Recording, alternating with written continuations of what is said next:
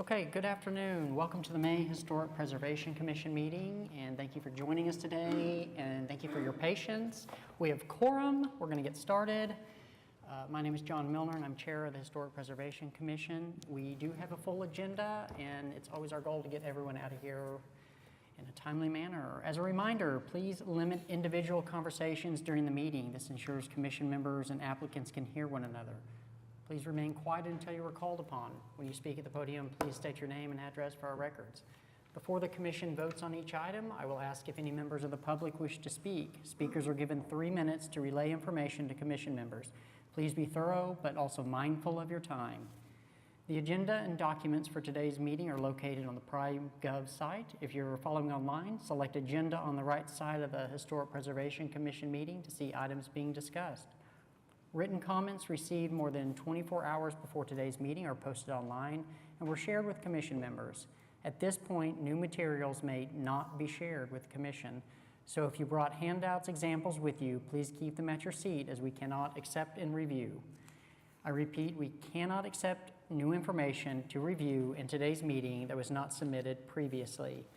Can we get a roll call, please?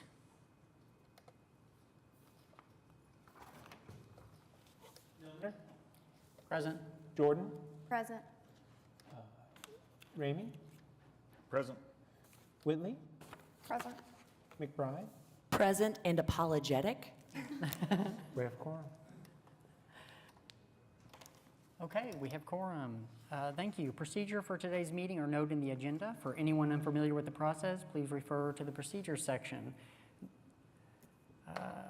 Okay, there are 2 items we'd like to note specifically regarding this meeting process. These items involve certificate of appropriateness and appeals. On certificates of appropriateness, after an application is approved and the 10-day protest period expired, the Historic Preservation Officer will mail the certificate of appropriateness to the applicant. City construction permits cannot be issued until the CA is issued. Please contact HP staff for final design review, inspection, or to withdraw items that will not be completed. Appeal to Board of Adjustments. Any person aggrieved by a decision granting or denying a certificate of appropriateness may appeal to the Oklahoma City Board of Adjustments. All appeals shall be made within 10 days of the commission decision by filing a written notice of appeal with the clerk of the Board of Adjustments. Katie, any news from the Office of the Historic Preservation Officer? I just wanted to report out that we do have this is not in your agenda, but we have a workshop scheduled for May 8th. We will have a speaker to talk about window restoration, repair, maintenance, preservation, and kind of what to look for, what to think about if you do have to replace your windows. We have sent an invite specifically to the commission and to neighborhood association representatives, both kind of neighborhood officers and your Historic Preservation Review Committee representatives. So it will be, there will be potential for a quorum of the HP Commission, which means it has to be a public meeting, so anyone is welcome to attend.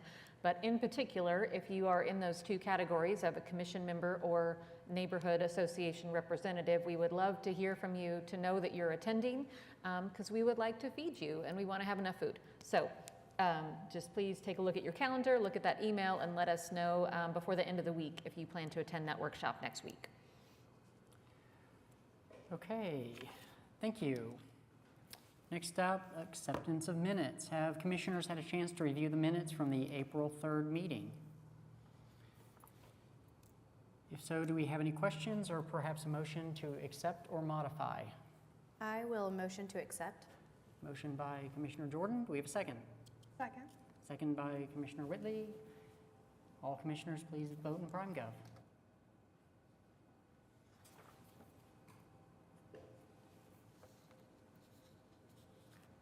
Okay, minutes have been accepted and approved. Katie, anything from code enforcement?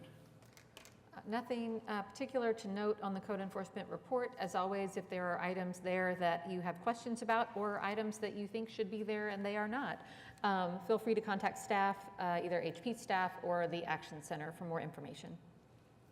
Okay, do we have any continuance announcements or requests? We do not have any previously reported continuance requests, and we did not have any new requests come in after the agenda went out. Okay, Number 6, public hearings. We do have an item under public hearings. So we do have an item under public hearings as a dilapidated structure. Unfortunately, we have one commission member who will need to recuse on this item, which means we will not have quorum. We do anticipate one other commission member being here, so we are gonna just kind of bump this one on down the agenda for a little bit until we hear from him whether he is going to be able to attend.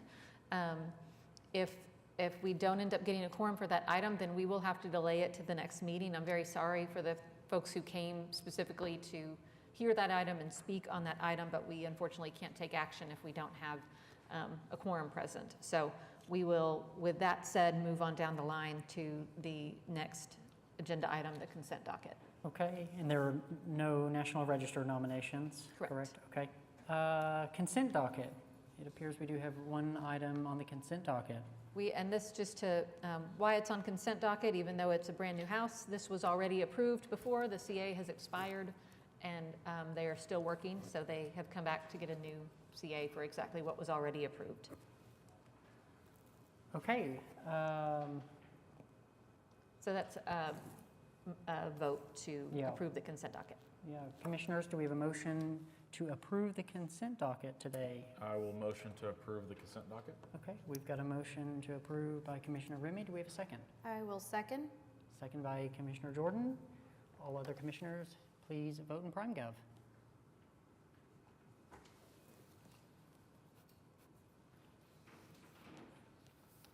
Okay, item on the consent docket was approved. Next up, we'll go to cases for individual consideration. I believe we have 9. So let's get started with number 1, HPCA-24-0007 at 3233 North Harvey Parkway. This is in Edgemere Park, Ward 2. It's consideration and possible action on application by Brandon Westbury for certificate of appropriateness to 1, remove back patio walls and stoop elective, 2, construct raised patio with walls and lighting, counters, and mechanical equipment elective, and 3, construct attached pergola with cover, fans, light fixtures elective. This is replacing an existing, though presumably non-historic, sorry, lost my microphone. This is to replace an existing brick patio at the rear of the house. Staff has recommended approval of the removal of the patio and construction of the new raised patio. We recommended approval with conditions of the attached pergola, noting that it should be freestanding rather than attached to the historic house, and that documentation of the fixtures, fan, lighting, et cetera, needed to be submitted to staff. Okay, thank you, Katie. Is the applicant present? The applicant is not present. Commissioners, do we have any questions or comments on this item?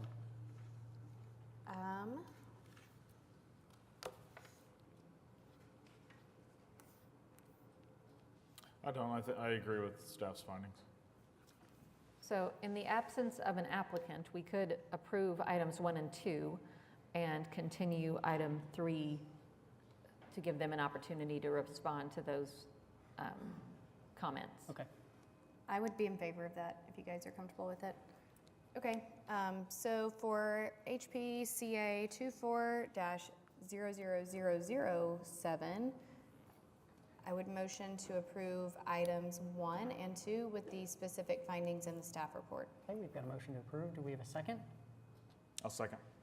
We've got a second. Commissioners, please vote in prime gov.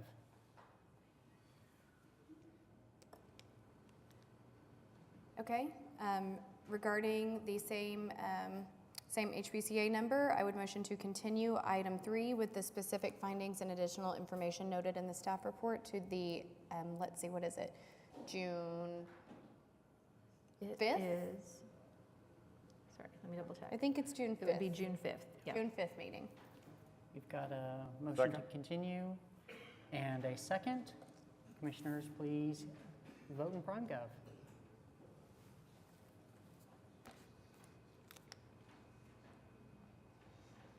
Okay. Items 1 and 2 of HPCA-24007 have been approved, and item 3 has been continued to the June 5th meeting. Okay, thank you.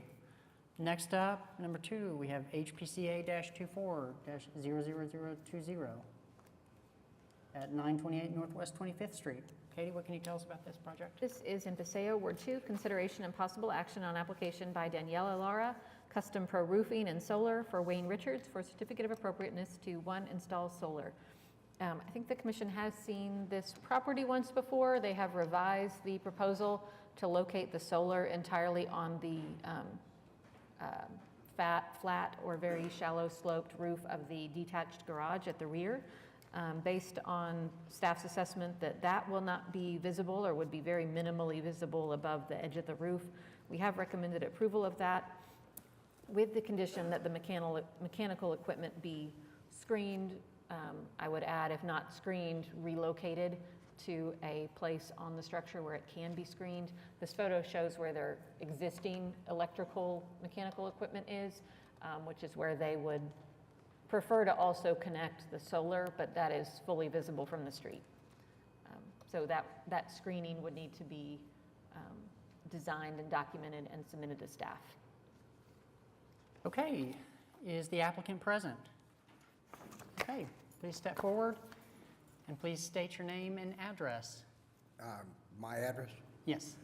David Herder, 13510 Fox Hollow Ridge, Okay, Oklahoma City. thank you, thank you. Okay, you can talk about the project. Okay, the placement, we have to put within 10 foot of the meter, the equipment. And I can either run one line of flex to the patio back. I can go up high under the eave where it's concealed, or down low to get it to one feed to connect the panels to it. Okay. I feel really comfortable with staff meeting with the applicant to discuss how to appropriately conceal the equipment. So if everybody else does, I mean, great job on moving the panels, and I think that's a really, really happy solution. So if y'all are comfortable with that, I would. Do we need to ask if anyone wants to speak? Oh, yes.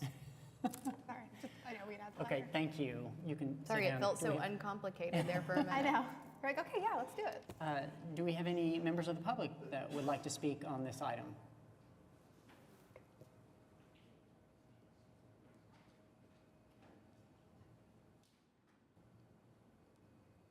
Okay, please state your name and address. Zella Gibson, 920 Northwest 25th. And what I'd like to know about that is how they are camouflaging the panels so we aren't seeing it in the neighborhood, especially since I live right there. I mean, I understand on top of the garage, but what about the panels of, like you were saying? Is there a drawing that we can see? I don't think they have to be camouflaged given their new location, but you know, because we have been encouraging those to be on accessory structures, and this certainly qualifies for that, as well as the flat roof component. But Do you mean the electrical panels or the solar panels themselves? Both. So the condition of the approval would be that they screen the electrical equipment, or that they install it in such a way that it can't be seen from the street. We don't have documentation of that yet, but they would have to submit that to staff before we would issue the CA. So that would be available once we have those revised drawings from them. As far as the solar panels, How far up are they going to be so they won't be seen from the street? Well, they're on a back sloping roof, so if you're on the street, they're going to be lower than the highest point on the roof. So you wouldn't be seeing it just standing on the street. I mean, You can You're see it getting a from my backyard, though. you can see the roof of their garage. I believe so. so I believe the way the guidelines are written is that it's from you know, a public right-of-way. Okay. So from a public right-of-way, they're not going to be visible. So we have tried to, you know, really work hard on creating some standards for which people can install solar, you know, in a lot of parts of the city where it's not just sticking out on a front slope facing the street or a sidewalk or a park. But I think this would meet all of the applicable design standards in its new location. I'm sorry, I'm trying to scroll to the actual drawings from the applicant, and my computer is thinking very hard. And I there was should have gonna- been letters of protest on this, Yes, too. we did receive a letter, and that is attached in the meeting materials. The panels are about 9 inches above the surface of the roof, but will be parallel to the roof, if that makes sense. And either the applicant or Daryl might be able to speak to how far will they have to be inset from the edge of the roof? So they'll be set 3 feet from the edge of the roof. There's a mandatory setback so that in case their fire department needs to get up there, they have that setback, or just to walk to have maintenance, but it'll be set back from the edge by 3 feet. So with that distance back from the edge of the roof and it being, a relatively low profile above the roof, we don't believe you'll be able to see it from the ground looking, Okay. from the street Okay. at it. Yeah, I just had questions about that and then the panels and so forth. So. Yeah. Sure. Okay, thank you. All right, thank you. Thank you. you. Do we have any other members of the public that would like to speak on this item? I will make a motion to approve HPCA 240020 with specific findings and the condition that the applicant submits documentation showing the mechanical equipment screen. Okay, we've got a motion to approve. Do we have a second? I'll second. Okay, we've got a second. Commissioners, please cast your votes in PrimeGov.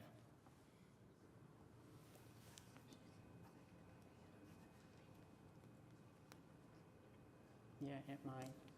I think that was actually seconded by Commissioner Jordan. Do we need to note that? Well, I would have. Thank you. Maybe we both jinxed. Okay, next up, we have HPCA-24-00032 at 704 Northwest 28th Street. Katie, what can you tell us about this project? So this is in Paseo, Ward 2, consideration and possible action on application by Toon Tran for certificate of appropriateness to 1, replace all windows required, 2, stucco brick required, and 3, paint remaining brick required. This is a property that has changed hands several times in kind of quick succession, and a fair amount of work has already been done to the structure. The applicant has proposed to replace all windows, but we have recommended continuance of that because the proposed replacement windows do not meet the guidelines for window replacement. They've also proposed to stucco and paint the brick where it has not already been painted, and we have recommended denial of that. That is something the guidelines did not support, and we did not see justification for that treatment in this case. Okay, thank you, Katie. Is the applicant present? Don't believe the applicant is present. Commissioners, do we have any questions, comments? I mean, I completely agree with the staff report, so I would be inclined to vote along those lines. Okay, do we have any members of the public that wish to speak on this item?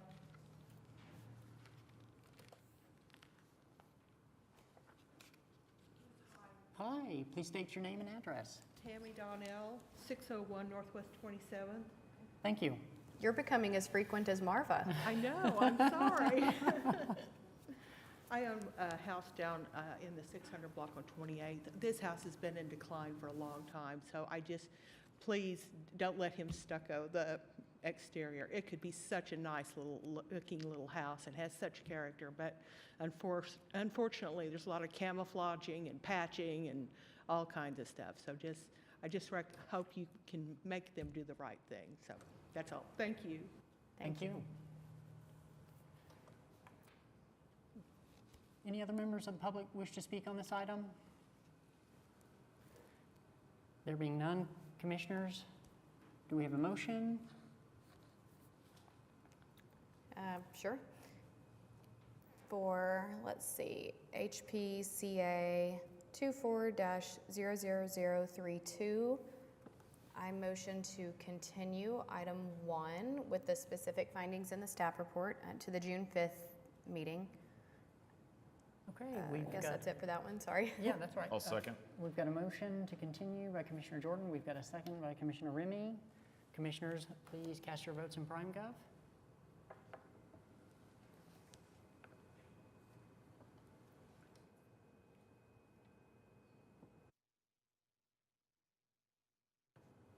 Okay, number 1 on that item has been continued to the June 5th commission hearing. Okay. Do we have a motion on the other 2 items? Yeah, regarding the same HPCA number, I would motion to deny items 2 and 3 with prejudice, noting the specific findings in the staff report. Okay, we've got a motion to deny numbers second. 1 and 2. We've got a second by Commissioner Remy. Commissioners, let's vote in PrimeGov.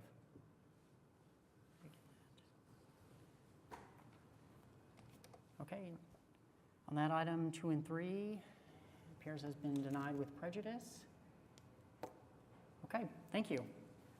Next item up, we've got HPCA-24-00034 at 700 Northwest 14th Street. Katie, tell us about this project. Yes, so before we talk about this one, I've been communicating with a commission member who will be here at 3:30. So we can hear that one item at 3:30 that we otherwise do not have quorum for, Okay. if So- folks can hold on for that. Will we just make our We'll just- way through We'll just anything keep that going happens? until we get to Okay. that point. Yep. Okay, thank you for the Is update, that- Katie. Acceptable, Yeah. Rita? Yes. Oh. Okay. Okay, 700 Northwest 14th.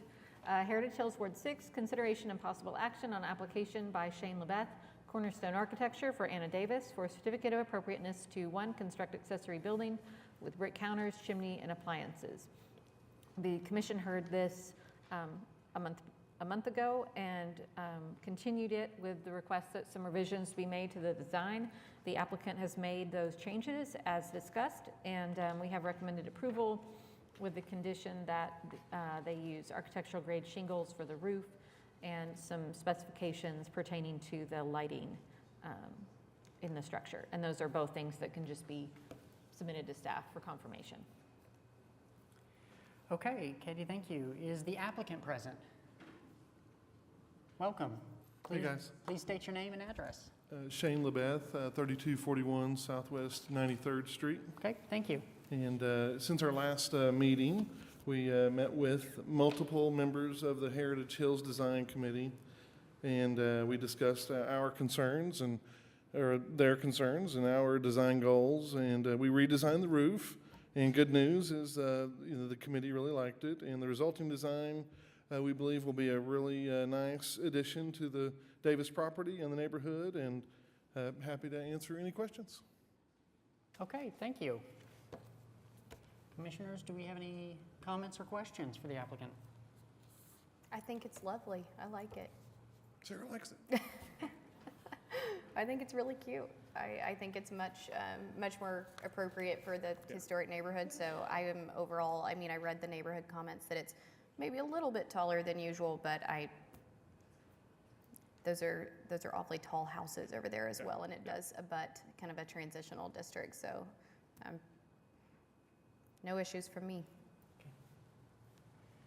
Any other comments by commissioners? I agree. I think you clearly worked hard to incorporate our comments and the concerns of the neighborhood association, and I agree with Commissioner Jordan that this fits in with the historic context a lot better. So I am fully on board.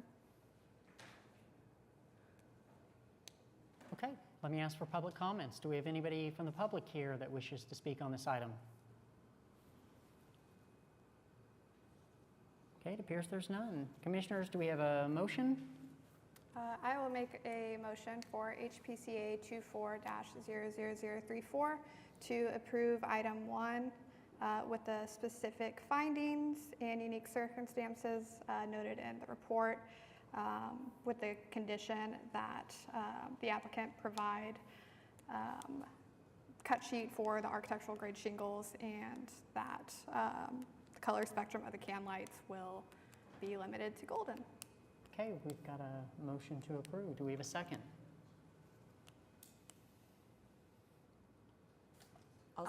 There we go. I think it was Commissioner Bride. She was first. Hey, we've got a second. Commissioners, please vote in PrimeGov.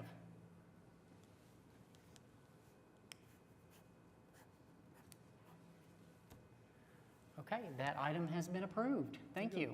Thank you, guys.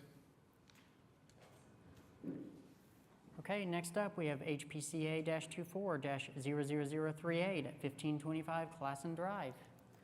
This is in Heritage Hills, Ward 6, consideration and possible action on application by Jeff Blake, Gummerson Blake, for Victoria Tracy for certificate of appropriateness to 1, construct dormer on rear roof, elective, and 2, install skylight on rear roof, elective.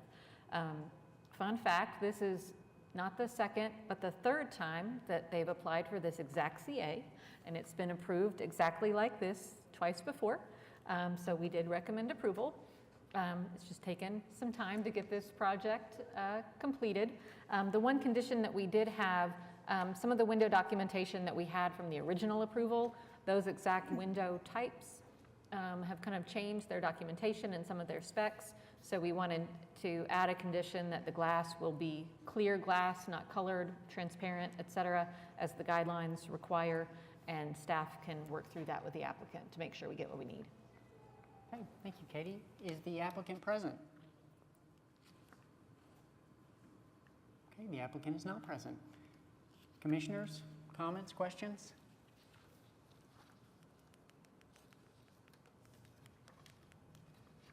I have none. None? It's very Okay. pretty and seems appropriate. Okay, do we have any members of the public that wish to speak on this item? I don't believe we do. Commissioners, do we have a motion? Sure.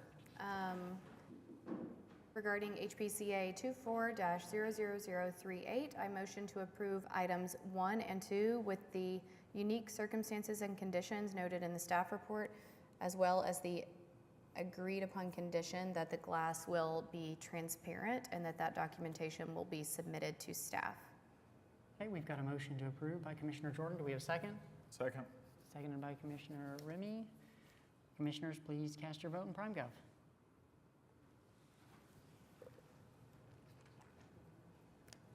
Okay, that item has been approved. Thank you. Next item, HPCA-24-00041 at 500 Northwest 15th Street. This is in Heritage Hills, Ward 6, consideration and possible action on application by Laura Russell, AIA, for Gary Derrick for certificate of appropriateness to 1, replace wood deck with brick and concrete deck, 2, replace stairs at right-of-way, elective, and 3, install handrail, elective.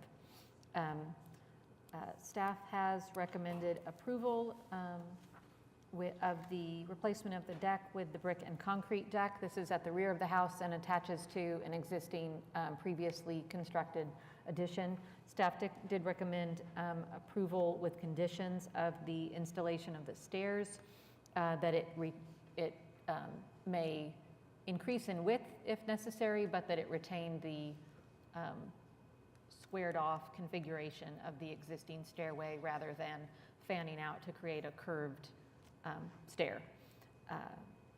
So that was the only issue with the application in staff's review. Okay. I'm guessing you're the applicant. Okay. I am. State your name and Thank you, address. Madam Chair. Gary Derrick, we're at 500 Northwest 15th. Okay. If I might say a few words about the replacement of the front steps and the curved piece, that what we had hoped to do in that situation was to reiterate a very common design motif that's a feature of the house, also a feature of the back wall and the garage apartment. It's, from our perspective, a very subtle change, but one that's consistent with the overall design of the house. We don't think it's significant enough that it detracts from the house itself. There's still a presence there. But I would also note that in terms of the right angles that are there now, those right angles are not a feature of the Cape Dutch design of the house, which emphasizes the curves and so forth. It's part of what makes it unique. And with the Commission's consideration, we'd ask that you approve the use of that motif. Thank you. Okay, thank you. Commissioners, do you have any questions or comments for the applicant?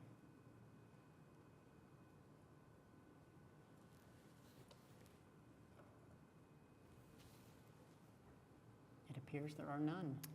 Yeah, I'm not personally bothered by matching the motif of the house as is. I agree that I think, squaring things off might even detract a little bit from the fun of the Cape Dutch design. So I personally would be fine with approving as was submitted, but I'm open to hearing other committee members. And those curves are subtle, very Yeah. subtle. I don't even know if you tell from the street. I'm comfortable with it as well, unless staff feels extremely strongly that there's a reason we shouldn't deviate there. I think in staff's evaluation is we have no reason to believe that this is not a historic or original feature. And the guidelines talk about preserving the original historic features and configurations of our properties, both on the buildings and in the right-of-way.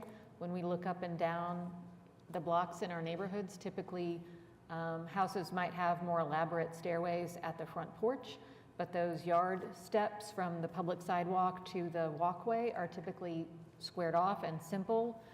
Where there's a retaining wall, it's a clean turn. If we are diverting from what's existing and what's presumed to be the historic condition, we typically aren't going to support that without a lot of justification for going with a different design feature. And I would also say that typically we don't see a whole lot of design-related correlation between those front steps and the house. There might be a lot of elaboration at the house and the porch, other stairs leading in and out of the yard, but not at that public sidewalk. Those are usually pretty simple in design and form, so. So for the applicant, just a question, does that change, if we're not able to approve the changing of those first 4 steps, does that impact your project tremendously? Is that the hill to die on, or is it the remainder? No, that's not a hill on which we die. I totally hear what staff is saying, and I do understand that it sets a precedent. That's a particularly kind of ornate section of the neighborhood where you do see a little bit of, a little bit more flair, but I would support staff, sticking to the rules on that one. That was going to be my question, though, is if this could be considered a unique circumstances, because this is one of our more elaborate houses in the neighborhood, and it's the only Cape Dutch design in the neighborhood. And because there is so much ornamentation on the house, if just bringing a little bit out to the front of the yard, if it's really, is that going to make or break the whole thing? I think if we use that as a unique circumstance, while I am certainly not opposed to it here, it's a little bit of a slippery slope in terms of what anybody else is going to say about their own architectural style and how it should be reflected up to the public right-of-way. If it's not a deal breaker for the applicant and if staff feels strongly about it, I'd be inclined to vote along the lines of the staff report, even though I personally think it would be very pretty. I think that, my concern would be that we have lots of very ornate houses and lots of unique architectural styles in the neighborhood. And so those circumstances, I think we could see repeated over and over in different,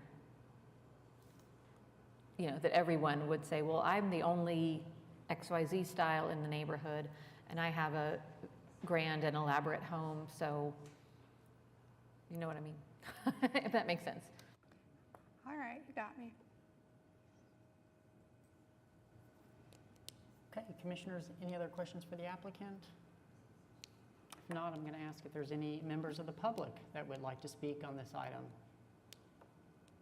So we had a letter of recommending approval from the Heritage Hills Association. To note that. Thank you, commissioners. Thank you. Okay, I don't believe we have anybody from the public that wishes to speak. Commissioners, do we have a motion on this item? Yeah, for HPCA 24-00041, I make a motion to approve item 1 with the specific findings noted in the staff report and approve items 2 and 3 with the specific findings and conditions noted in the staff report. Including the agreed upon condition? Oh, yes, sorry, with the agreed upon conditions that they match the steps to the existing right angles, and they work with staff to make sure that the railings are appropriate for the historical fabric of the neighborhood. Okay, we've got a motion to approve. Do we have a second? I'll second. Okay, we've got a second. Commissioners, please vote in PrimeGov.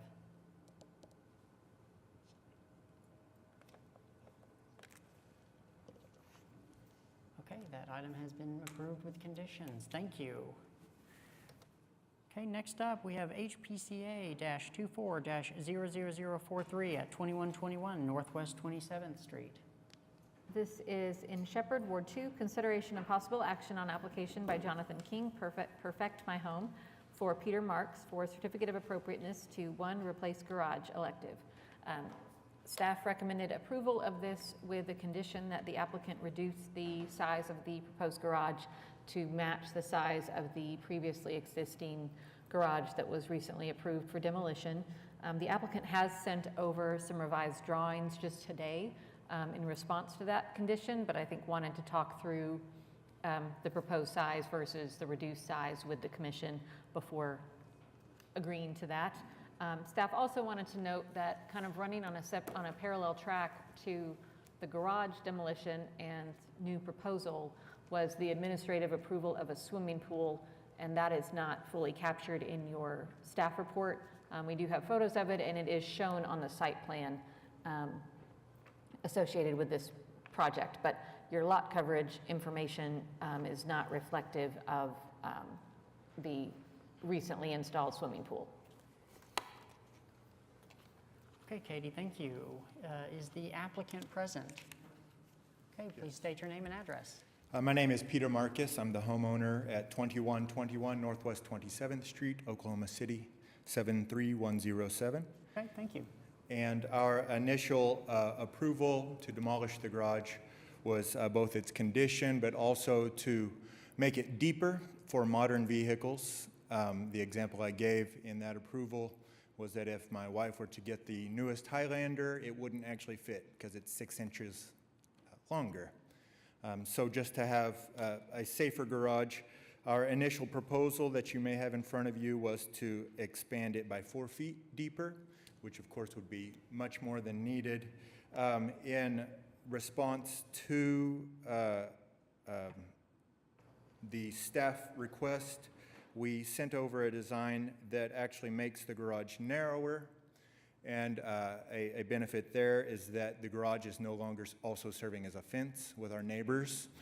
So there would be an actual wood fence and then a small sidewalk between the garage and the fence. By making it narrower, it allows us to make it deeper and still fit within the square footage, actually decreasing the square footage by 10 square feet. If we can have it, the original width, the 26, it's actually 26.5 inch, and then make it deeper by any amount over 6 inches. And that's of course our preference, but we would love to also have this approved, whatever that takes. Okay, commissioners, any questions or comments for the applicant? This is probably more for staff, but I just want to make sure that I'm understanding this correctly. So in the conditions, it states that you would like him to show a garage footprint matching the historic garage that he can't get his car into? So I think probably a way to restate that would be to match the square footage of the historic garage, match or be less than, but if it gets narrower and longer, I don't think staff has a problem with that. It doesn't have to be a perfect replication of what's there now. And just to make sure I'm understanding those revisions that were made today, those have accomplished that or have not? 24 by 20 does accomplish that. Yep. So I apologize, I'm so sorry. With Yeah, the I actually revisions, it haven't should be seen them. fine. So, but yes, when we have the revisions. They are smaller than the previously existing garage. They are within the area of the footprint, so that those would match that condition.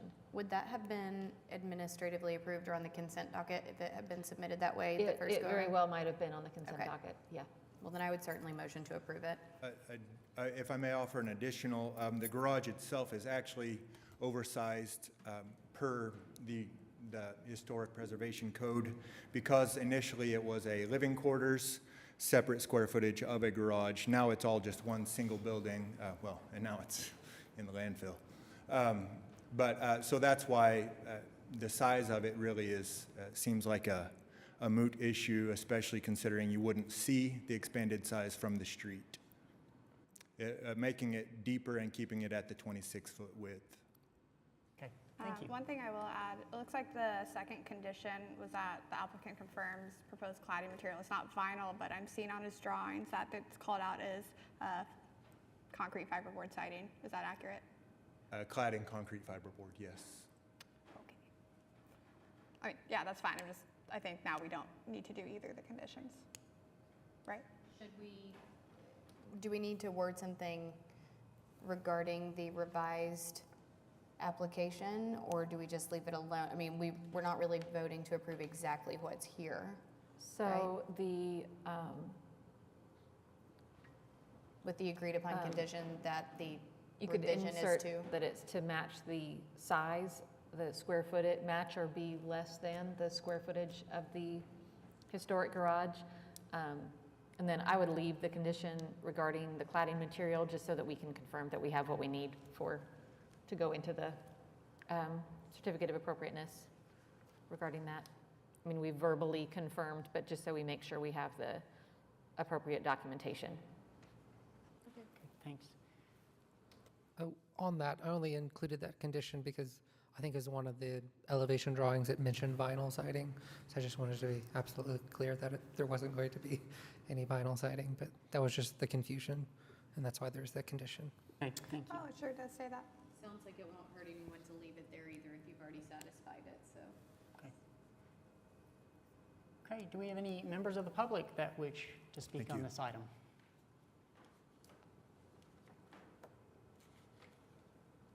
Okay, commissioners, do we have a motion for this item? Sure. HPCA 24-00043, I motion to approve item 1 with the with the specific findings in the staff report and the agreed upon conditions that the overall square footage is equal to or less than the historic garage, and that the applicant confirms that all proposed cladding material is not vinyl and is compliant with the guidelines. Okay, we've got a motion to approve the conditions. Do we have a second? I'll second. Okay, we've got a second. Commissioners, please vote in PrimeGov.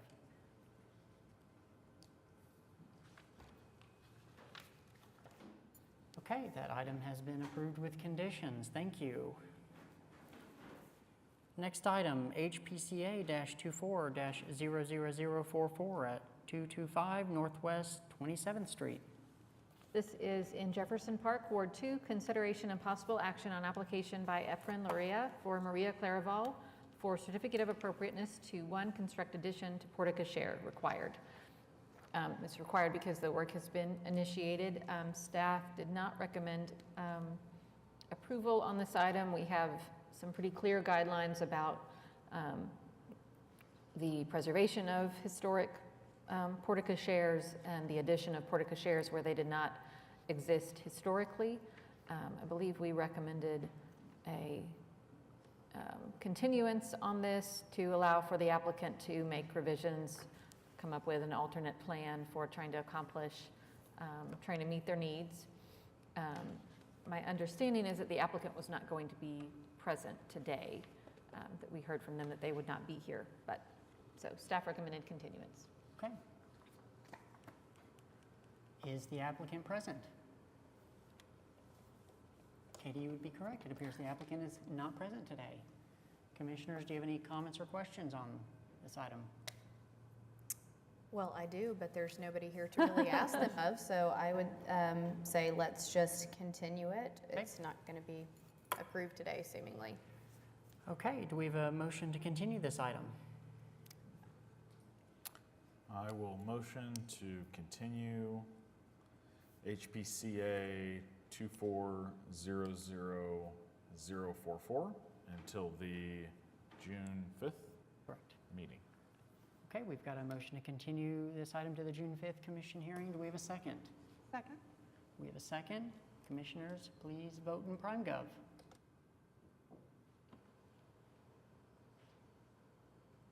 Okay, that item has been continued to the June 5th commission hearing. Okay, number 9, HPCA-24-00045 at 601 Northwest 21st Street. Katie, tell us about this project. This is in Mestet Park, Ward 6, consideration and possible action on application by Christy Miller for Daniel Daniels for certificate of appropriateness to 1, install retaining wall, and infill elective, and 2, install fence elective. So this is a corner property with a rolling terrace at the front and side yard. They are proposing to run a retaining wall down the length of the side yard and across the, maybe not across the front, I might not be remembering that correctly, but down the side yard to kind of level out that side yard, make it flat, and have a retaining wall with a fence on top. We have recommended continuance. The guidelines are pretty clear about retaining walls in front and side yards where visible from the street, that they should only be used where they were present historically to preserve the slope of the yard, and should not be installed where they didn't historically exist. So we did recommend continuance with the request that the applicant provide either a revised proposal or justification via historic documentation, unique circumstances, et cetera, for the proposed retaining wall. Okay, Katie, thank you. Is the applicant present? Yep, you may step forward, come to the mic, and please state your name and address. My name's Daniel Daniels, and I live at 601 Northwest 21st Street. Okay, great. You can tell us about your project. We've just lived there a few months, but I've already found that to mow that particular hill is not fun. The house beyond our house right there has a retaining wall on it as well. I think we've got a picture of it. Beyond the blue car there to the back.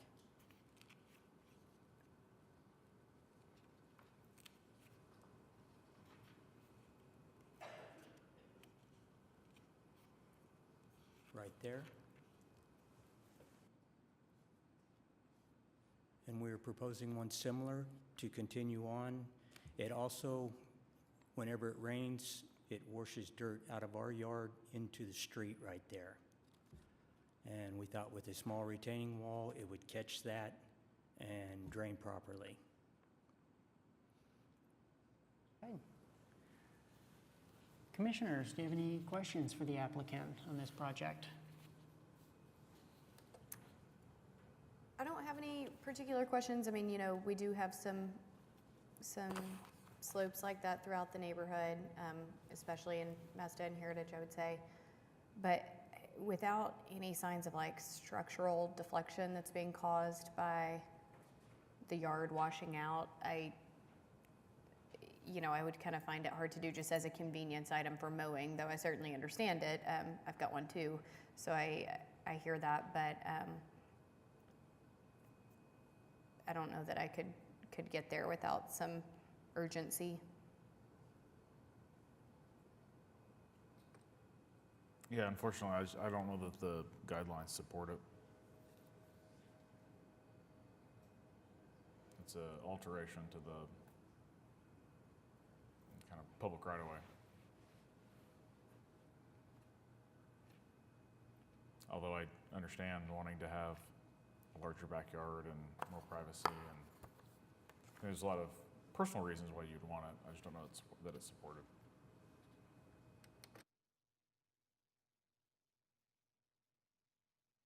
Any other comments or questions, Commissioners? I have a question for staff. Okay. I was wondering why this was recommended for continuance instead of denial with prejudice. So we try to at least give people, another up-to-bat kind of opportunity. We do know there are retaining walls throughout the neighborhood in yards. We know there are retaining walls that have been removed historically. So if they had documentation that there had been a retaining wall there historically perhaps, or if there were other unique circumstances that they could document to justify a retaining wall, that would be a reason to continue it and bring it back to a future meeting. So I guess the question for the applicant would be, is there a modification to the existing application that you would like to make if given more time, or an attempt to find more historic documentation to maybe support a extenuating circumstance? Such as? Like a Sanborn map or a former record that would have shown a retaining wall at that location. I doubt there is one. I doubt too also. Yeah. There are concrete posts all through that hill, what used to be fences and other things, and so I would guess just by the slope there that nothing was done. So I think those are the options that the commission's considering, is either denying it and saving you the time and effort of having to come back for something that's similar to what you have, versus do you want to modify it to get it more in line with the guidelines? Does anybody have any options that will work for that to keep my dirt in the backyard instead of letting it run out into the street? Staff had any comments on that, on what he's asking on dirt runoff, or? I think we'd probably need to have some more conversations about what your backyard, how your backyard is set up, if there are other elements that could be added, if there are landscaping installations that could be helpful with that kind of runoff. But staff's happy to sit and discuss other options. So if you wanted to take the continuance, and we could do it for 2 months. If it's for 1 month, you have to turn right around and have new documentation back to us like next week. So we could continue to the July, I think it's July 3rd meeting, and kind of give you some time to consider other options and work with staff on what other things we could do that would help with those issues you're having. Okay. Thank you. Would that work for you? Continuance to what, and what's the date again? So July 3rd. July 3rd, okay. Okay, do we have any members of the public that wish to speak on this item? And the neighborhood association did write a letter concurring with a continuance. Okay, commissioners, do we have a motion?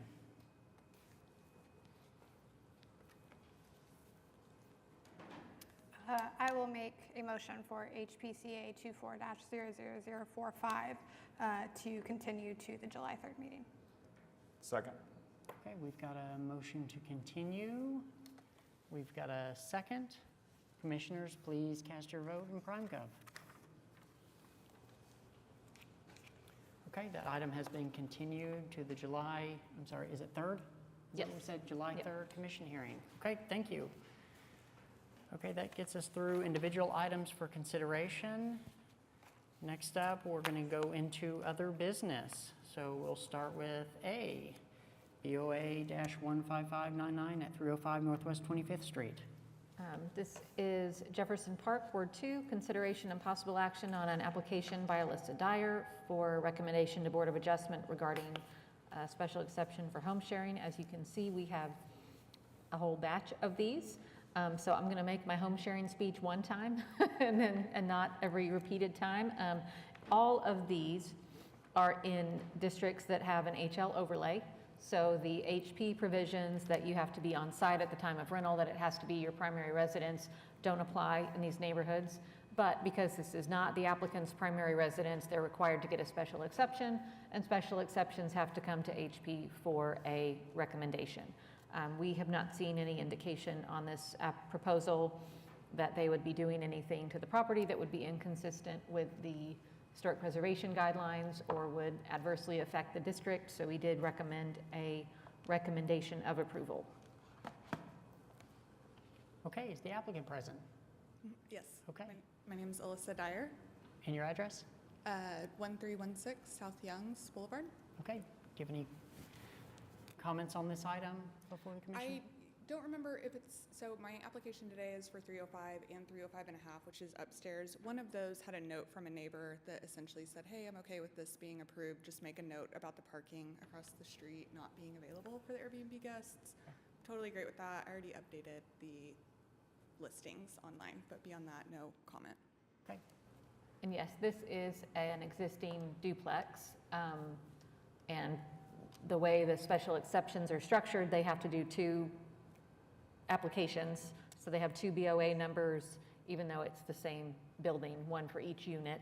And BOA often includes those kinds of requirements and restrictions on parking in their review of an approval of these cases. So I don't think the commission needs to include anything specific regarding the parking unless you just are compelled to do so. But Board of Adjustment usually addresses that. Okay, commissioners, any questions for the applicant?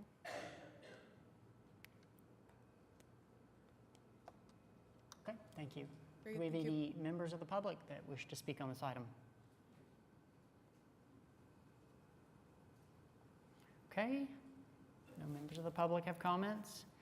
Commissioners, do we have a motion on this? I don't remember exactly how to word this, although we're about to get some practice, but I think I motion to recommend a recommendation of approval to the Board of Adjustment with regard to BOA 15599. Did we get that right? Yes. Perfect. Okay, Second. we've got a recommended approval. Do we have a second? Second. Okay, commissioners, please vote in PrimeGov. Okay, that item is, recommended approval on that first item. Okay, next up, BOA-15627 at 305 and half Northwest 25th Street. So this is Ms. Dyer's other unit in the duplex, so same story. Staff has recommended a recommendation of approval. Okay. Do you have any additional comments? No. Okay. Commissioners, any questions on this one? Okay. No. We have a motion? I motion to recommend approval for BOA, wait. Yeah, that did I- works. Okay, motion to recommend approval for BOA 15627. Okay, we've got a motion to recommend approval. Do we have a second? Second. Okay, we've got a second. Commissioners, please vote in PrimeGov.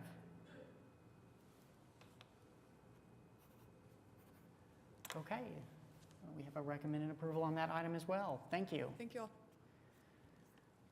Okay, our next item up, BOA-15629 at 819 Northwest 24th Street. This is Paseo, Ward 2, consideration and possible action on application by Richard Eiling to request a recommendation to the Board of Adjustment regarding an application for a special exception to allow for home sharing. Again, this is in an HL overlay. The application appears to meet all applicable requirements and does not appear to be having any sort of adverse effect on the structure or the surrounding district. So staff did provide a recommendation for a recommendation of approval. Okay, great. Is the applicant present? Yes, sir. Okay, please state your name and address. Yeah, and- my name is Richard Ailing. My address is 2627 Northwest 55th Terrace. Okay, and do you have any comments on this item? It's our second time to go through this. We did it last year, and Okay. just trying to renew the license again. Okay, okay. Commissioners, any questions for the applicant? I motion to recommend approval of BOA 15629. Oh, yes. Sorry. Forgot we have a new applicant, sort of. Okay, thank you. Do we have any members of the public that wish to speak on this item? Okay. There doesn't appear to be any members of the public speaking on this item. Commissioners, do we have a motion? I motion to recommend approval of BOA 15629. Okay, we've got a Second? recommendation for approval. We've got a second. Commissioners, please vote in prime gov. We haven't had any written comments on any of these, correct? There's nothing, Just the first two. but just with regard to that parking, but these others, Right, I'm not seeing attachments. right. Okay, recommended approval on that item. Okay. Next item is BOA-15631 at 316 Northwest 27th Street. Katie, comments on this one? This one is also in Jefferson Park, Ward 2. Again, consideration and possible action on a recommendation to Board of Adjustment for home sharing. This is a different applicant, and staff again has recommended a recommendation of approval to Board of Adjustment. I did hear from this applicant. She's actually out of state, so she was not going to be present. We did not receive any written comments on this one, and she didn't have anything particular to pass on to the commission. So she just hopeful for a recommendation of approval. Okay, so the applicant isn't present. Do we have any members of the public that wish to speak on this item? Okay, there are no members of the public that wish to speak on this item. Commissioners, do we have a motion? I motion to recommend approval of BOA 15631. Okay, we've got a motion to recommend approval. Do we have a second? Second. We've got a second. Commissioners, please vote in prime gov. Okay, and that is a recommended approval as well. Okay, next up, we have a presentation.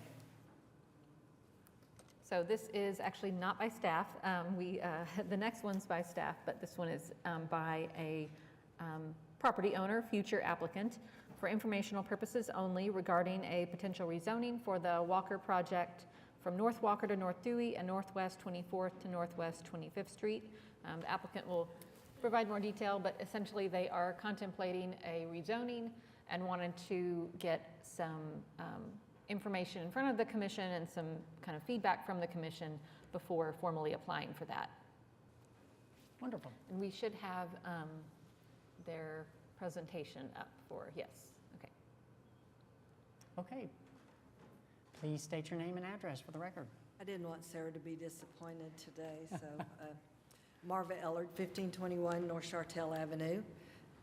Floyd Simon and I have owned this property longer than we want to talk about in public, so we're trying to get ready to do the project that we wanted to do. We've redone all the historic buildings on the site, and we've got a plan to do some multifamily housing with some potential storefronts or commercial uses along Walker. I think we've tried every way possible to figure out how to do this without doing a spud. Katie can tell you that we've probably been talking about it for the last year, and there's 4 or 5 different zonings on this block. It's just crazy. Goes from C4 to R1 to everything in between. So we tried neighborhood business, and we couldn't quite make that work, and so I'm almost reconciled to the fact that we're going to need to file a spud. So what we kind of have in mind is various relatively small multifamily buildings that would be in keeping with some of the things that are already on that block or very close to that block. We own everything inside the pink line, and so we call it the multiplex. It makes it sound bigger than it is, but the gray building that is on the 24th Street side, FS got that redone for us, and it is 6 units. I would assume that the building between it and the first bungalow would be probably 4 to 6 units. It's that kind of gap there. And so then when we get to the Walker Street side, that's where the C4 extends all the way down that block. And so that would be a little more intense. We do one of our problems that's caused us to look at a spud is we'd like about a 35-foot height limit on the Walker Street side at least. And so as you all can tell from where this is located, we're pretty well surrounded by commercial on 2 sides, and the only residential block is the 25th Street side, and there's a relatively sizable buff brick building on the corner of 25th and Walker that is probably, we think probably at least 35 feet tall, but we're trying to verify that. Can I point at it, Katie, with this thing or anything? No, I don't think you can, but to the, That one? yeah. So we would keep it with all the HP guidelines on it. We're not asking for anything to be removed as far as your oversight of it. It's more for us to understand if there's anything that you want us to consider as we're putting the final design together. We do think we'll probably have, we've got garage apartments in the alley. That's what those are, with parking underneath, the little long skinny buildings.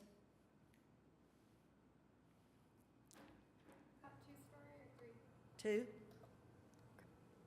Caitlin, they're kind of that pinky orange color. And so that would be garage apartments with parking underneath, so we can provide parking for our tenants. There'll be, as you can tell, we want to leave a lot of green space. We hope to have a sizable senior component to this development, so we want to have outdoor gardens, places for people to gather. There'll probably be a small pool or something between the existing multifamily building and the little garage that's on the alley. So we want to have a lot of outdoor gathering spaces here. We're not trying to see how many units we can squeeze on this site. We know we can get a lot more than we're trying to get, but that's not the goal with this. It's to provide a community within a community. And we hope to either have some commercial uses on the first floor on Walker, or dentists, home health care, other tenants that could be beneficial to the neighborhood as a whole. And so this is kind of the path we're going down, and we just want some feedback. And we'd also like to maybe set a good example that we won't spring spuds on neighborhoods, that we'll try to give them more notice. We've visited briefly with Pam Bigham, who is Jefferson Park across the street. Talked to Jonathan Russell already. We've got a call in to Keith Paul. So we want the neighbors to know what's going on, and put something here that is very beneficial to the neighborhood as a whole. Has there been any pushback yet from anyone you've talked to? Nothing negative. They're all very positive about, I mean, as you can tell, we don't have really any elevations to show you yet, but as far as the proposed uses and things, seems very positive. Okay, yeah, sometimes we get people concerned about heights and doing 3 stories, so I was just curious if any of the neighborhood associations had said anything about that. No, I visited with the planning commissioner from this part of town, and with the limited information that she saw this, the use of it, the garage apartments, some of those thoughts, and neighborhood businesses that could be beneficial to the area, those all seem to be positive things. Great. Yeah, I think it's great. I think it's completely appropriate to densify along Walker. I applaud you're right, it's a very nuanced site, and it sort of threads in with multiple edges, and I think you've done a wonderful job. I would have personally 0 reservations about 35 feet or even more. This is kind of the low point. Walker gets drainage coming from east, so we slope up as we go west, and we slope up as we go east. So that additional height as you, there's the development that's on 25th and Dewey. Even at 35 feet, those houses will see over the top of them. So I think it's wonderful. I support the density there. I think this is an appropriate opportunity for it, and you're doing it in a smart, thoughtful way, and I appreciate that. Thank you. I agree with Commissioner Ramey. I work at 23rd and Walker, so I drive past the site every single day, and seeing this plan for it is very exciting. So I would have no problem with the height, and I love density, as probably our commission and members out here know. So I think this sounds like a slam dunk so far. I appreciate the green space that Thank you, you're sir. building into it. So I think that'll be really lovely in that area, because there's a lot of walking in that area, so thank you.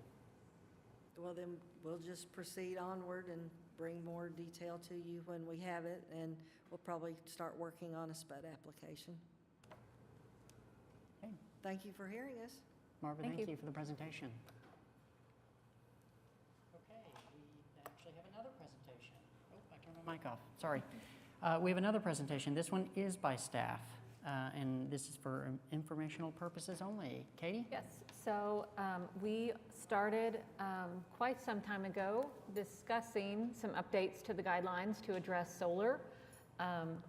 Right now, as you all know, we have guidelines under administrative review for the installation of solar. We do not have anything under commission review. So we had a workshop quite some time ago. We heard from advocates for solar. We heard from residents who were interested in solar. We heard from residents who were not so interested in solar. Actually, will y'all bring me the mouse and I'll drive, so to speak?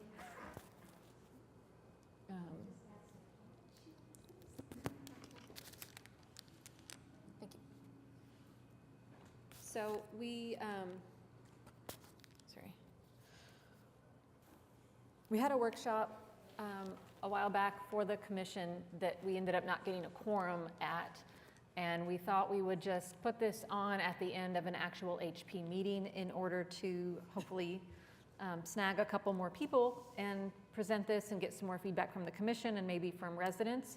Now, what I will say is that, well, a couple of observations on this. One, in the absence of guidelines for commission review, which is the current situation, the commission has the discretion to use kind of the more broad general language in the guidelines about appropriateness, about impact on historic character, to review anything that is proposed on a case-by-case basis. So right now, even without revising the guidelines for solar, you all, as you already have done, have the ability to exercise that discretion, review individual projects, and decide when something is or is not appropriate.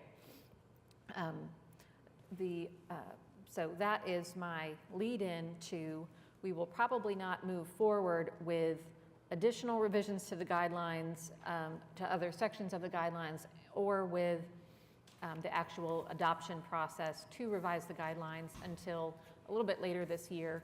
Our division in which the Historic Preservation Program is housed, Current Planning and Urban Design, is currently shepherding 4 other ordinance amendments through the process. None of those affect HP, but so you're not hearing about them. But that's taking a lot of our staff time and brain power. And then we have 2 others that we're also being pulled in to work on. So trying to get, you know, the energy and the thought and the public outreach coordinated for a true, meaningful update to the guidelines over the next couple of months is just going to be more than we can pull off.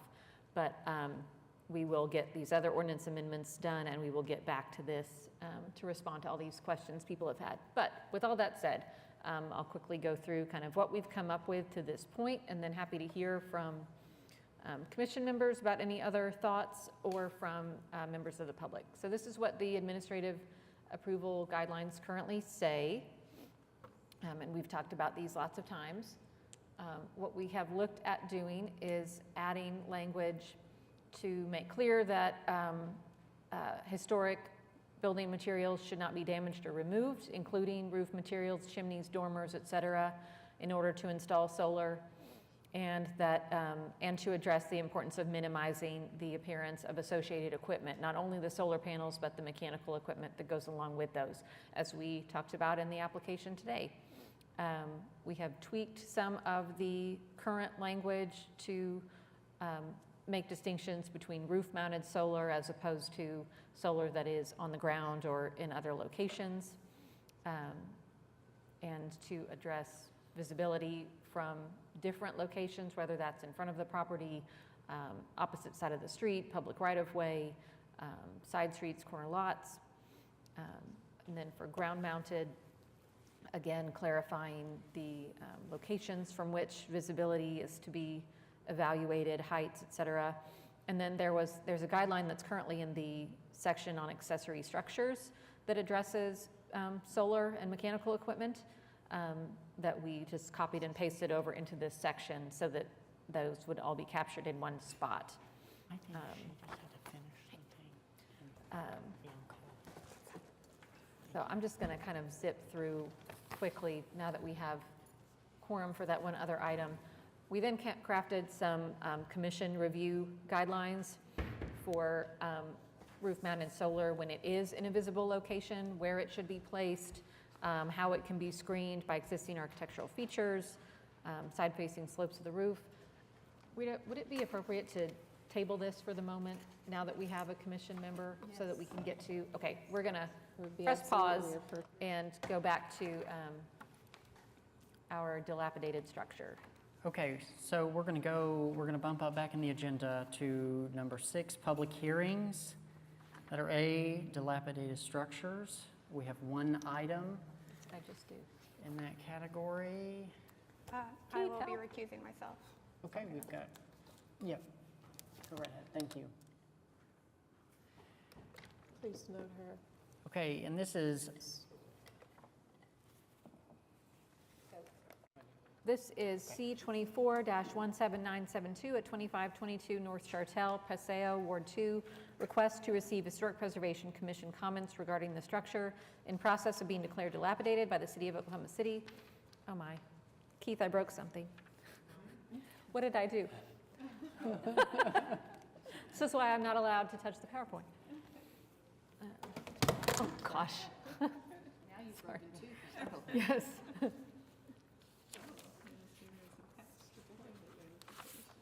How do I get back to the PowerPoint? How do I get to the PowerPoint, though? I think it's on that computer. But it's. The PowerPoint is showing. Outside. Just not Okay, back. it's over here now. Can you hit presentation? Is that showing?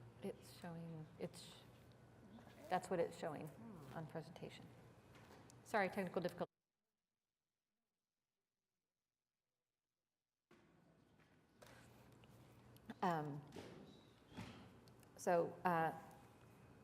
This is a comment to City Council pertaining to contribution of the historic integrity of the historic district and effect of the proposed demolition on the historic character of the property and district. So we had another dilapidated structure fairly recently, but I always like to kind of start these off by explaining that the commission is not approving or denying a demolition. A dilapidated structure, once declared dilapidated, can be torn down by the city without a certificate of appropriateness. The property owner would still have to get a certificate of appropriateness if they wanted to pursue the demolition themselves. What we are being, and the commission is not being asked to evaluate the structural condition, the necessity of the demolition as part of this evaluation. The commission is being asked to comment upon the extent to which the property is historic, retains historic integrity, that the loss of the property would contribute to or detract from the historic character of the district, et cetera. So with that, you have recommended comments from staff regarding the historic integrity and contribution of the property to the character of the historic district. We do have a representative of the property owner here, and I believe we have members of the public who would also like to speak. okay, at this time, the applicant or their representative can come forward.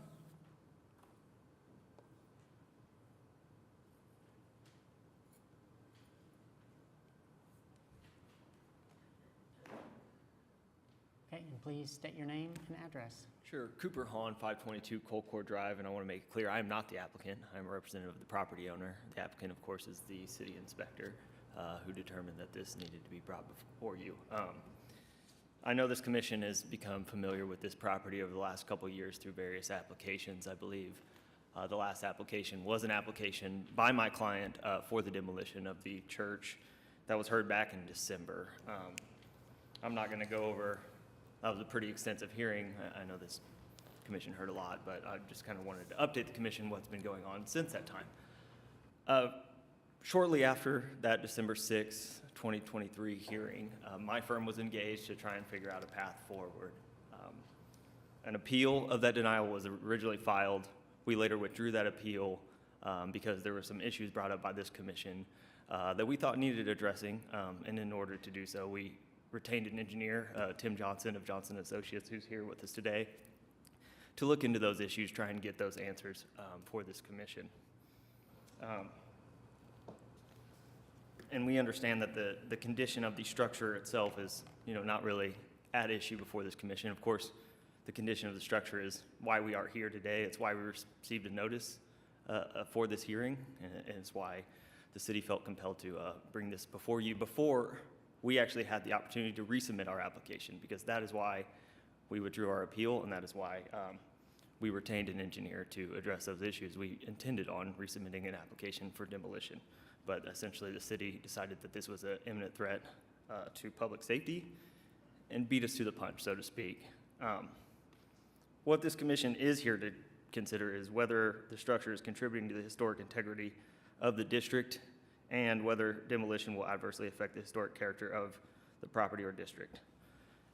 There's no question that this church is historic and did contribute to the historic nature of this district.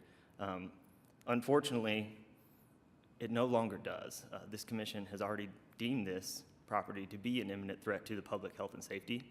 That has since been confirmed by the city inspector. It's been confirmed by multiple engineers. At the last hearing, I believe there was reference to this being an eyesore. Unfortunately, it has just deteriorated to the point where it is no longer contributing to the historic character of this district. And further, we know that demolition is now necessary. Frankly, the deterioration of this property has gone too far. We know it's necessary. Again, the city brought this application before you because they deemed it appropriate and necessary. So, stated otherwise, demolition is inevitable at this point. So the question of whether or not this will adversely impact the nature of the property or the district is difficult to answer and say that it's adverse when it's inevitable. It can't be avoided. This demolition is the only path forward for this property. So unfortunately, and it's with unfortunate circumstances that we believe demolition is inevitable, it's necessary, and the correct thing to do to protect the public health and safety of this district, of its citizens.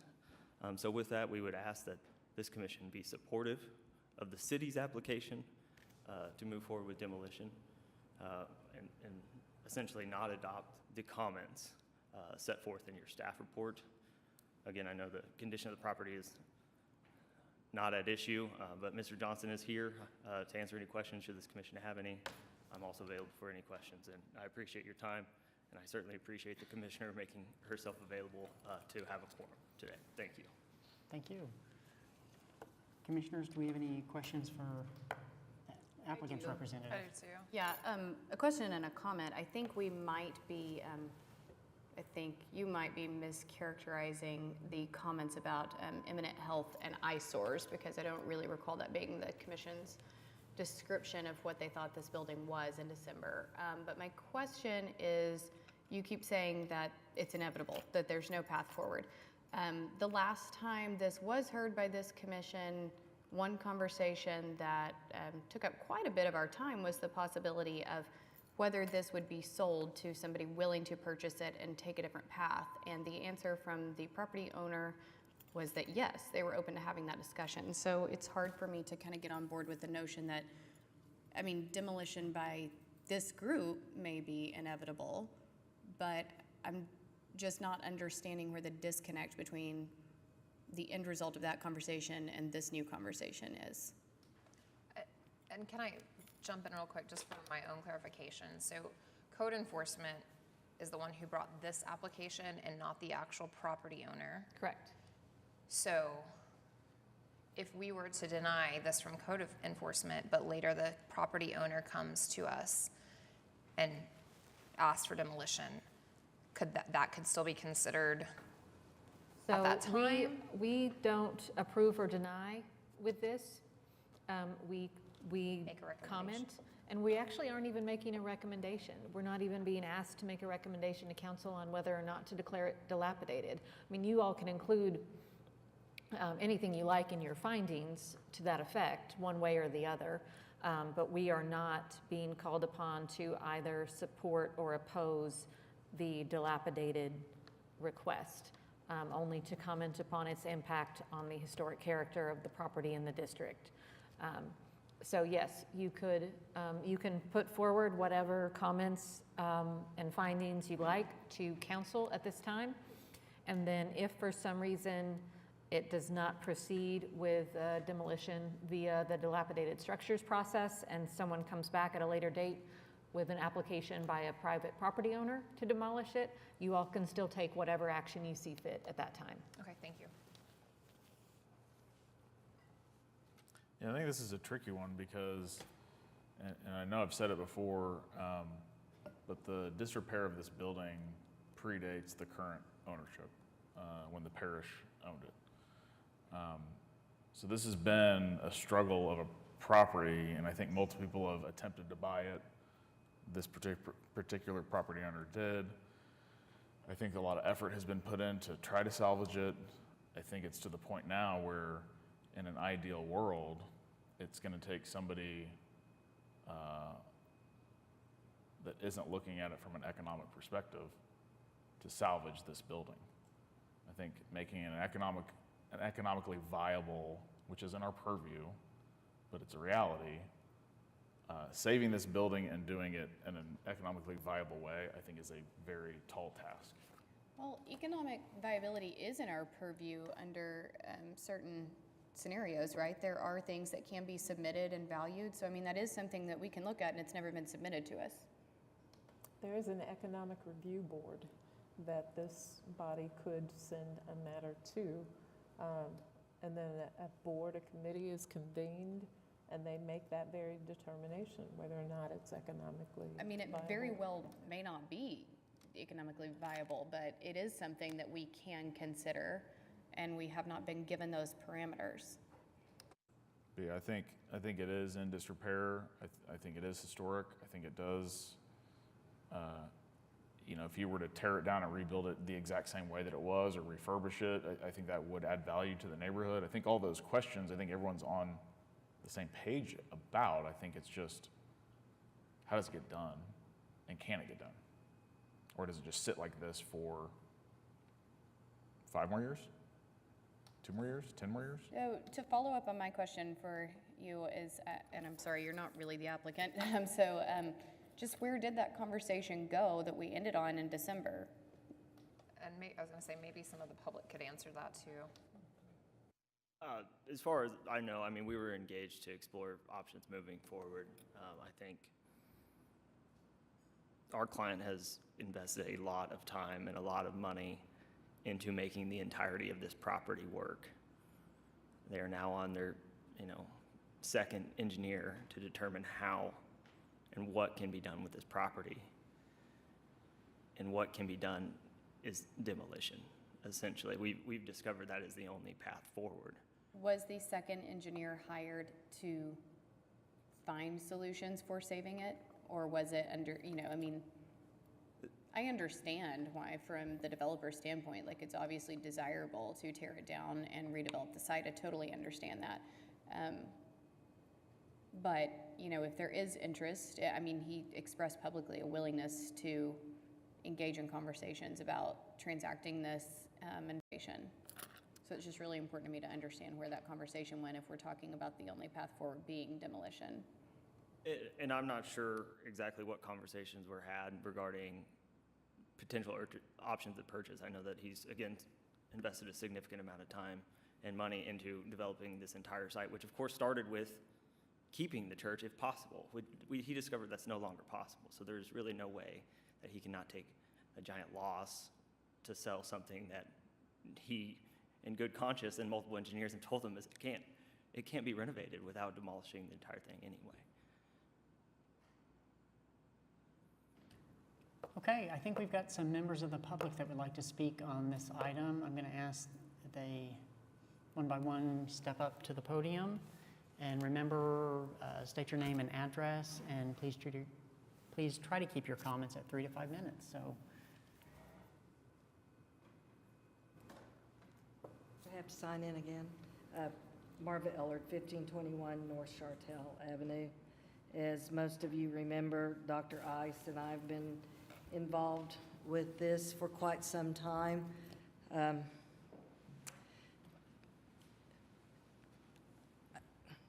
Trying to stay on point here. Bob Blackburn, Ron Franz, other historians have said that this building is historic. I think that's the task at hand today. I don't know that it's our job today to determine the fate of this building or even our opinion about it. Is it historic? Yes. To answer Commissioner George's questions, the owners were sent a certified letter telling them that we would be interested in engaging in talks to buy this building, and we got no response. We have structural engineers that will tell you this building is salvageable. So, but I'm trying to stay on task and not talk too long about things we can't solve today. I would say that the preservation community in general thinks this building is historic. It is a contributing member of the Paseo survey. Its condition is not ideal, but at this moment, it is still a historic structure. So we would ask that you put that in your, what would be the right word today, Katie? Just findings? Yeah. It seems like it is unfortunate that the city's timing on some things and then what was going on with this body and the private sector kind of have collided right now. I've seen this happen before, and the city has given owners more time to work out issues, and I'm hoping that could be what would happen in this case. I mean, I think it's fair to say everything is salvageable with the right amount of money, whether it cash flows and actually is income producing and, you know, able to cover its costs is a different conversation. I would love to see this salvaged, but I don't know. I mean, you're going to have an owner that's willing to possibly sell the property to somebody, or we can't really force somebody's hand to sell a private property that they own. I'm hesitant to encourage this just because the city is pushing on it. I mean, I would really like it to be coming from the applicant or the property owner, and hear their comments again and about their efforts to, you know, try to find another solution with possibly a different property owner. Those are just my thoughts. Agree. I mean, I think if we're looking at staff's comments that the structure does retain historic integrity and contributes to the historic integrity of the Paseo Historic District, and that the demolition of it will have an adverse effect on the historic character of that district. I mean, those are both true regardless of any of these other statements, and I just would not feel, I understand all of the hurdles and all of the obstacles, but I don't feel like every option has been exhausted. And, you know, this did come before us with the intent of the church being restored versus demoed, and things change all the time. But I just, for me, I would not be willing to provide any language that, you know, contributed to the demolition of it or advocated for that. Effectively, I think it's the same findings that happened 5 months ago. Yes, I think you're right. That it is historic, it is contributing. do we have other members of the public that wish to speak on this?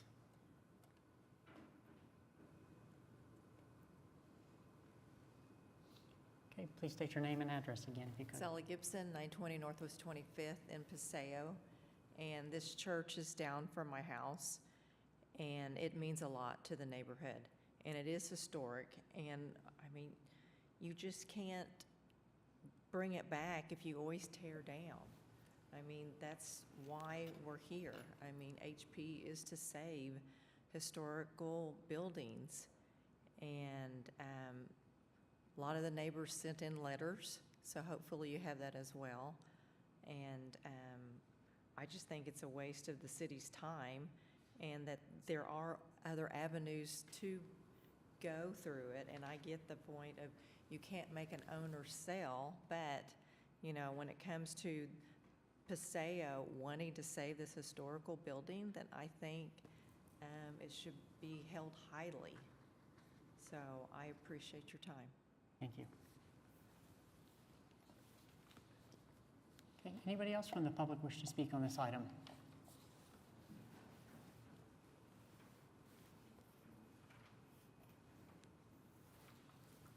Tammy Donnell, 601 Northwest 27th. Thank you. A conversation Katie and I had about mentioning about the Wall Court building there on Northeast 13th. In other words, apparently it was in as bad a shape as the church, and that there was time given, and eventually a new owner was found. So, and it has been restored, I understand. So I hope that could happen with this. Again, a different owner and someone that's interested in restoring it. Thank you. Thank you.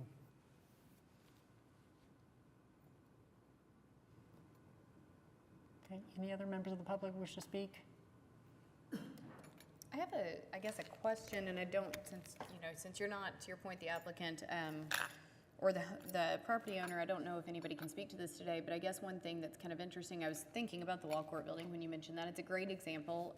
One inherent difference in this is probably the original level of construction, and seeing some of that old wood framing and, how much water damage it's received, whereas the Wall Court is quite a bit sturdier as a structure and is all stone and brick.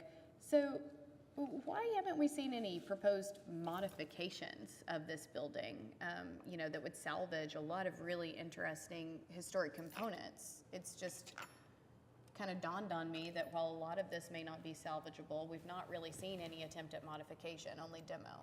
So you all did review and approve an application to slightly repair the church, Yes. to put back a front entrance where those stairs had been removed, some other minor modifications to accommodate the what they initially intended to do with the interior of the building. But we have not had any conversations with the property owner, with the applicant, about any other alternatives to keeping portions of the building, incorporating anything into another development. Now, I will say, I believe the applicant at the last time that we reviewed the demolition referenced salvage, kind of a willingness to do whatever the commission deemed appropriate for honoring the building, at some point if it were to be replaced. But yeah, we have not seen applications to that effect, or really anything for what would come next if it were to be torn down. It would be extremely interesting to see some propositions as to what this could be if it were modified, but retained some of these more noteworthy features. And I'll just note, Not my something we job, don't, but interesting. something we don't often do, because we hardly ever approve demolitions other than accessory buildings. But another technique is mitigation, whether that's a thorough documentation of the building, a historical record of the building, that sort of thing. Not that I want to assume it will be demolished, but just thinking that's, if that's something to refer to in your recommendations as far as something to be done if it were to be demolished, that's another technique as part of the preservation toolbox for the loss of historic buildings. Thank you, Katie. Okay, it appears we've heard all comments from the public on this.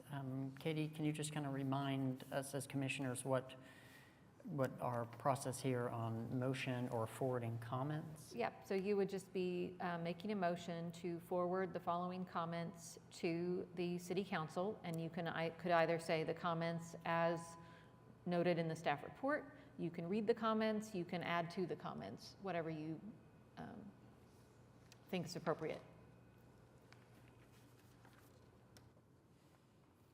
Okay, and it appears we do have a couple staff recommended comments in the staff report. Commissioners, does anybody have anything to add to it or other thoughts, or do we have a recommendation to forward comments? Well, I just think that any one of us probably would have agreed with both of these comments in December or today. So our statements are only, do we feel like these exterior factors supersede the value of these comments in a way that we would like to, negate them today? Or do we want to try and strengthen these comments and make it appear that we are more strongly opposed than these comments? These comments are, I think, probably obvious to everyone in the room, so I just sit here and think, well, we did a 3-hour meeting on this in December, and if it boils down to this, that's pretty simple. But I would be open to, I don't know how we have to weigh the balance of the economic impact on a property owner versus their willingness to negotiate in good faith, or if that's a factor on us at all. But as far as recommending these, I'm absolutely in favor of forwarding these comments and would be open to discussion on if there's anything stronger that we could add to them. Katie, can we add language requesting an economic review panel board? But can it be added as a recommendation that we think that's an avenue worth pursuing? You could recommend it, but it's a request of the property owner. Well, it's a request of the property owner, and it is part of the review of a certificate of appropriateness. It's not really a tool for city council. I think you could add that before we would move forward with any conversations on demo, that there are things we would like to be pursued, that being one of them, or no? Is there a way to request getting that? It's a huge piece of this, right? Everybody just keeps saying it costs too much, it costs too much, it costs too much. Yes, looking at that, one can logically assume it costs too much, but we don't know that. I think that in the format of a recommendation of comments being forwarded to council, you could craft a comment or a finding that the commission, I'm trying to think of something like all avenues for that, proof yeah, and salvage and restoration be proven? The significance of the church warrants pursuing all possible avenues to preserve the structure, something like that. But you need to give them something specific, because if you say all. But I can't give them that as a specific. Well, you could recommend it, but it is an option of the property owner. Right. Rather than, you can't make them do it. Right, but they can read our language and perhaps willingly pursue it? They could decide.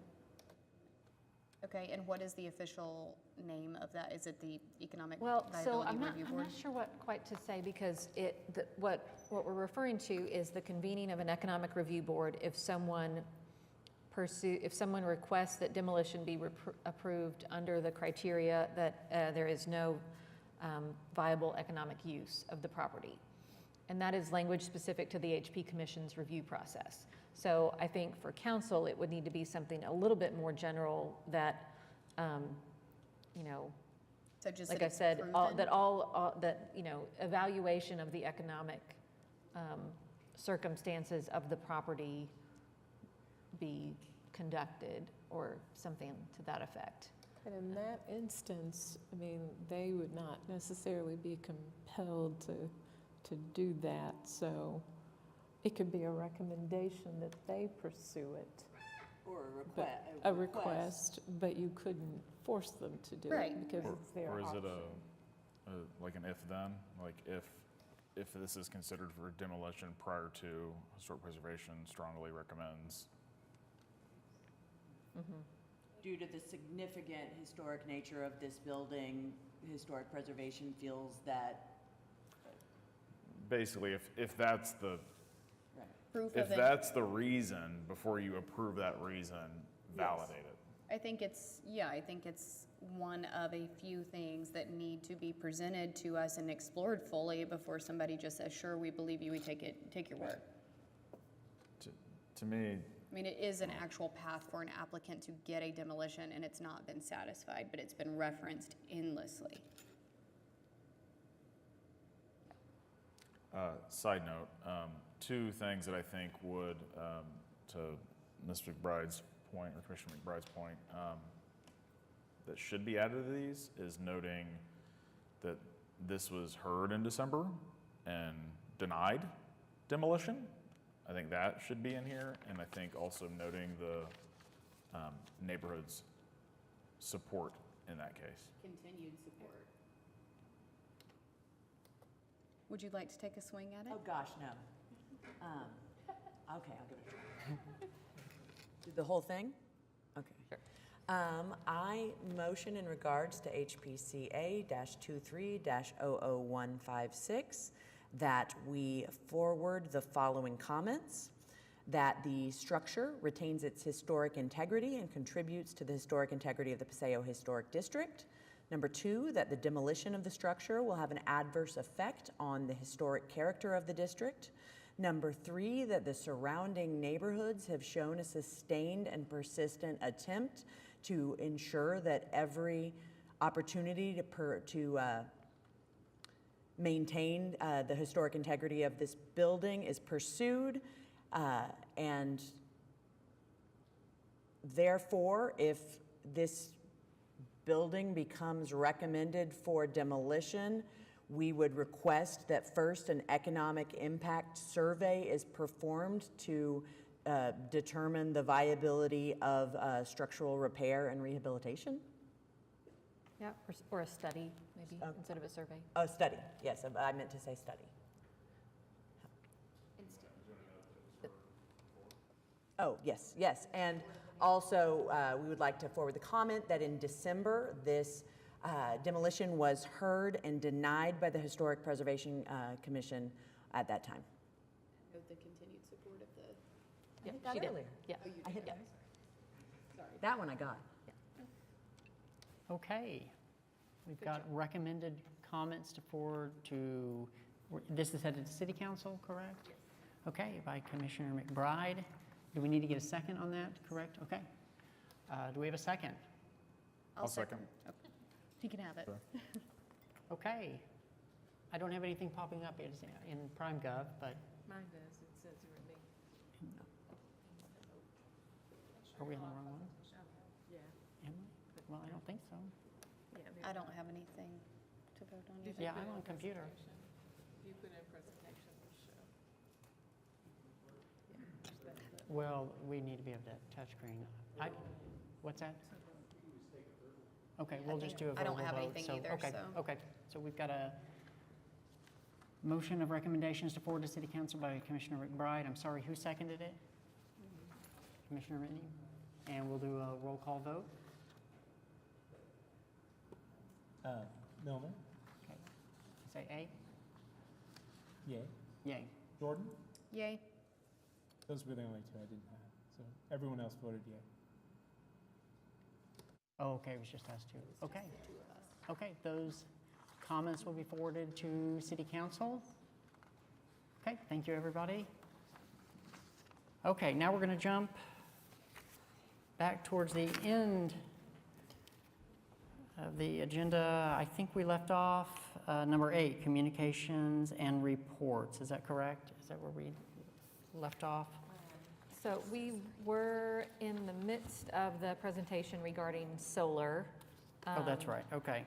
And, you know, in the interest of everyone's time, with virtually all of you that are present being on the committee for solar and having already heard this, I'm happy to make those materials available online. Neighborhoods can review that at their leisure and then follow back up with people at a later date when we have Okay. some time and energy to devote to some more meaningful discussion. But if anyone really wants to go through those line by line today, we can spend a little more time on it. Okay, and you did note that work on that is going to be paused Yep. momentarily while Yep. your office works on a few other items. Okay, great, thank you. Okay, now number 8, communications and reports. Anything under administrative approvals, Katie? Nothing of great interest to note. You'll always feel free to contact staff if you have questions about administrative approvals. No withdrawals and no administrative closings. I suppose under city council, we could have reported the dilapidated structure, but you all just devoted some time and energy to that. Okay. We do have some items going to the Board of Adjustments. Yes, so on the Board of Adjustment items, 108 Northwest 19th will be heard on May 16th. That's an appeal of a recently denied application in Heritage Hills East. 700 Northwest 40th will be heard at Board of Adjustment tomorrow afternoon, and that is an appeal of an administratively approved revision to a CA by a neighboring property owner.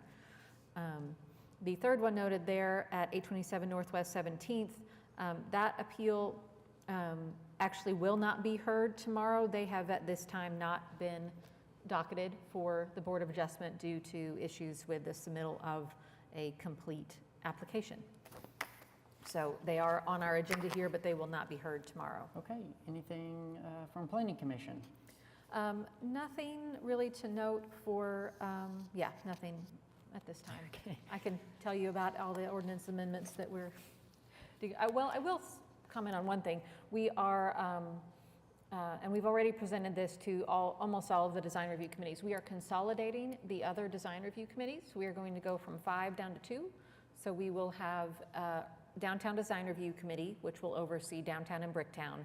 And then we will have an Urban Design Commission that oversees all of the existing urban design districts, as well as Stockyards and Scenic River. And this is to make that process more efficient, make it easier to get all those spots filled with, qualified and willing and able and eager participants. So it will not affect HP, but I thought you all should probably be aware, just in case you hear that the city is getting rid of all of the design review committees.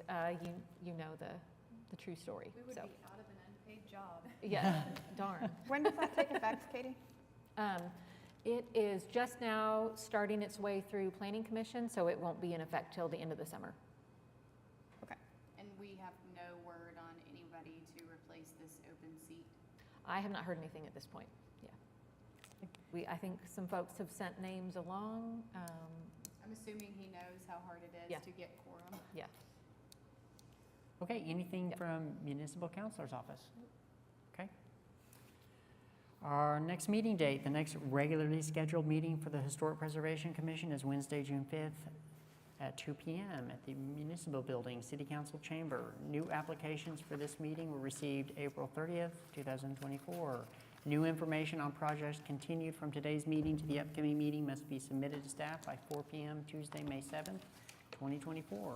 The next regularly scheduled workshop for the Historic Preservation Commission is Wednesday, September 11th, 2024, from 11:30 a.m. to 1:30 p.m. in the Embark Large Conference Room, Suite B at 431 West Main Street. Any items from commissioners? And again, on the workshop, we will have the special meeting workshop next week. So if you haven't already, please let us know if you think you will be there or not. And looking forward to that. Okay, any citizens to be heard?